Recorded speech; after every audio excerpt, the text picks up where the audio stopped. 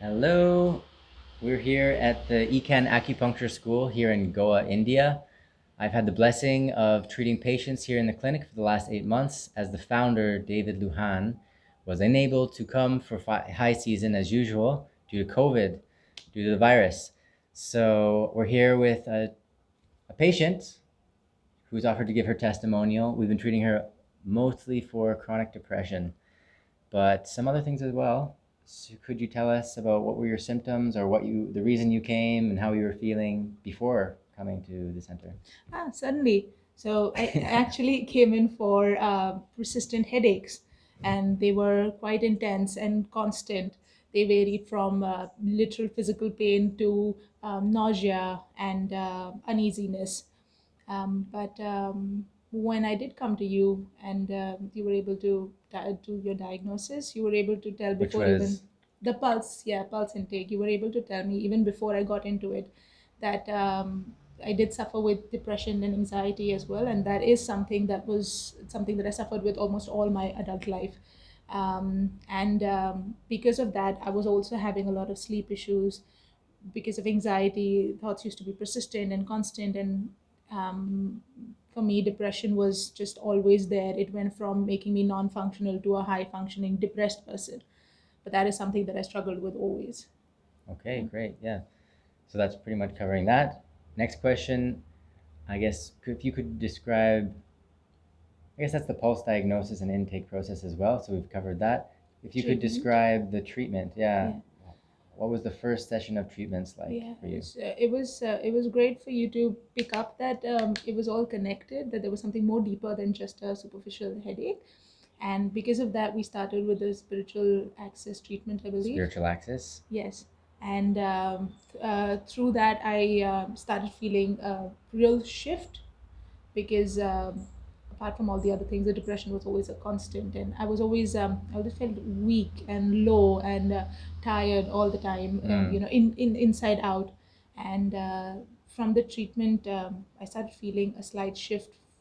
But at the beginning, I remember you telling me about it, that for some people it gets worse before it gets better, Right. which makes sense because there was so much inside, and there was so much, was I suppose, holding on to, that it had to surface for it to eventually let go of it. Okay.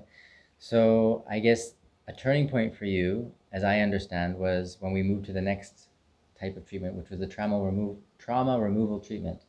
Yeah, If you could describe how that process went, how there were different people involved and stages in one treatment, yeah. go ahead. So a lot of my most of my trauma that I experienced was a childhood trauma, and Mm. I did not completely realize how much of a hold it still had on me. And when you suggested, I remember telling you about how my adult reactions to situations were not the same as the situation in front of me. It didn't make sense. I was feeling so much more than the situation itself. And so you suggested the trauma removal treatment, where we had this enactment of sorts of three people who had a large impact in my life, negatively, Yeah. and caused that trauma that I suppose I was still holding on to. So who did you choose? We chose Yeah, three people. yeah. Who did you choose? So we reenacted my mother, my father, and my stepmother. Right. And it was for a minute. The first part of the treatment was I just sat there, and you would repeat certain phrases that had such a hold on me, and made me feel a lot of negative emotions, made me feel small as a person. Right. So each person, you kind of remembered a phrase that they would tell Yes. you Yeah. when you were growing up that had a Yes. huge impact on you. Yes. Okay. Yes. And when that for that 1 minute, I didn't realize how much of a hold it still had in me. I knew they were unpleasant things, but in that 1 minute, there We was were so many. shouting, actually. Yes, and Yeah. and there were so many emotions that arose. It felt like someone was throwing bricks to my face, and I didn't know I still felt so intensely about those things. Mm. And so when the emotions all came out, that's when I believe we did the next part of the treatment, which was the physical part of the removal. The acupuncture treatment, Yeah, yeah, some needles on her toe. yeah. Yeah. And then the third phase, which was very interesting to me, was when we repeated that same scenario of 1 minute of three people reenacting the same situations and repeating those things to me. But now I got to react as an adult, and Right. I had to stand up for myself, which was surprisingly harder for me Mm. because I didn't consciously know that I didn't know that I can now, in fact, stand up for myself and I'm not that kid anymore. Mm. And it was after that, it was quite intense and there was so much. But after that, I felt this shift, and especially something that you told me held on, Huh? that you know that you're allowed to take up space now, and you don't need permission from others to just be yourself. Right. And that was a massive shift, and ever since then I could feel that shift slowly happening throughout my life, where the feeling of being small became less, and Mm. I was being more and more getting comfortable in being more and more myself. And the homework was also very interesting of that, was that I had to repeat those phases. Which were they? Yeah, I'm worthless, I'm sorry for the day you were born, and everything's always your fault. So these are the three words that I had to repeat to mundane things, like silly situations where I would say that to my bottle at a random time, or my bed, or my pillow. So so that it would stop holding the same value that it did, and it would just start becoming words again, and the association became from trauma to silliness. Right. So next question. I guess something I did with you, which I don't do with all patients, was the Indian Reiki, also known as Nyasa. Um, so maybe you could describe your experience with that. Yeah, Yeah. that was also such an interesting thing, because I didn't know about it before, and Uh, I didn't know what to expect or how it would be different. And I remember the feeling. It was at the beginning of our sessions itself that you did it for the first time, and I have a very vivid memory of when you were doing the Reiki for me.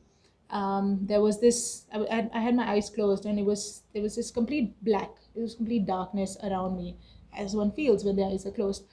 But somewhere in the middle of the treatment, it felt like it just became really bright.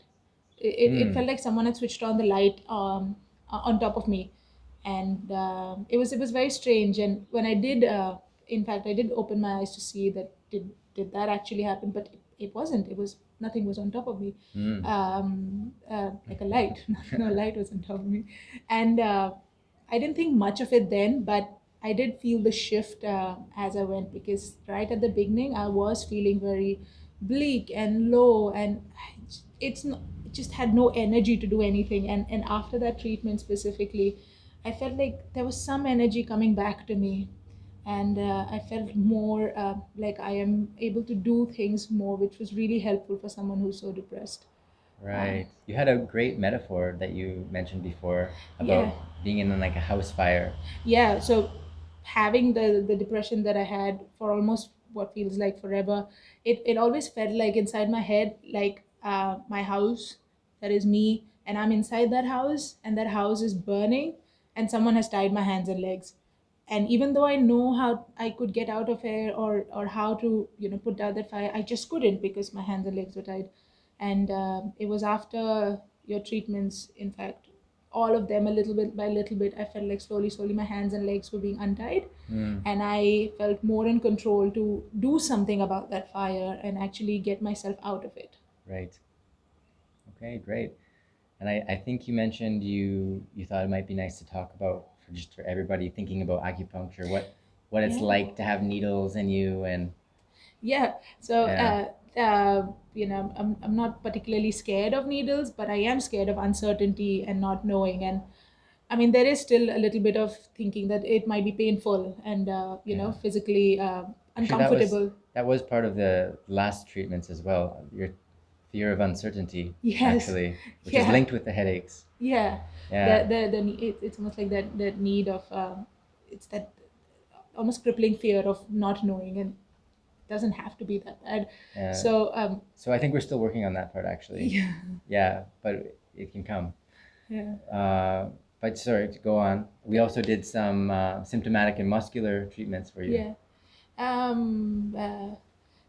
It was really nice. So not only were the needles not painful, sometimes I didn't even realize when I was being pricked, but you also did a few treatments for the muscle stiffness and tightness that I was feeling, which I believe were near my back and my neck, which were contributing, I suppose, to the headache. And you did electro.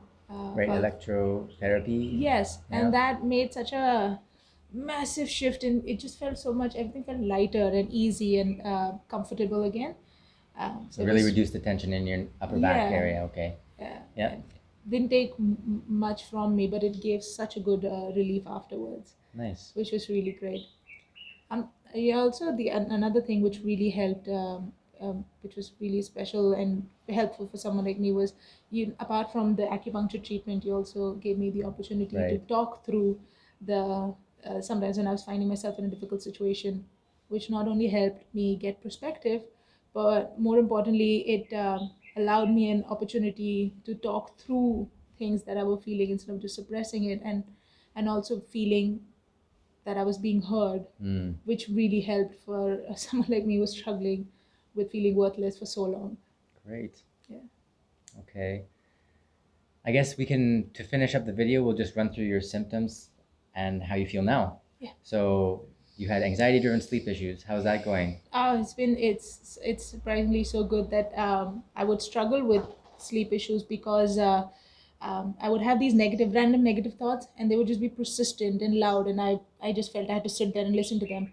But now I'm able to because I feel like I have more in charge and more energy in me, I'm able to give myself perspective and actually relax myself and not dwell into negativity unnecessary, which has made it very easy for me. I guess one of our to sleep. tools that we gave you was some breathing techniques as well. Yes. Right, we had some breathing techniques you can use before bed. Yeah. So that helps with overthinking, because sometimes thoughts, it wasn't like I was choosing to overthink, the thoughts were just constantly there. Yeah. And breathing not only helped me physically relax, but mentally I felt like I could pause. Right. Which is something that I haven't usually felt ever. Right. Okay, so you had the anxiety during sleep issue, nausea, and dizziness. Yeah, that's also been less because of the headaches have been down, and Right. it went from really really intense to I don't even feel them anymore. Wow, So, great. yeah. All right, and the depression. Yeah. I guess you've already described this with the house. Yeah. But before you were feeling like sometimes very heavy depression. Now it goes in waves, right? Yeah. Even it more so that because I mean there are certain things in your surrounding that I still need to work on and change. Yes.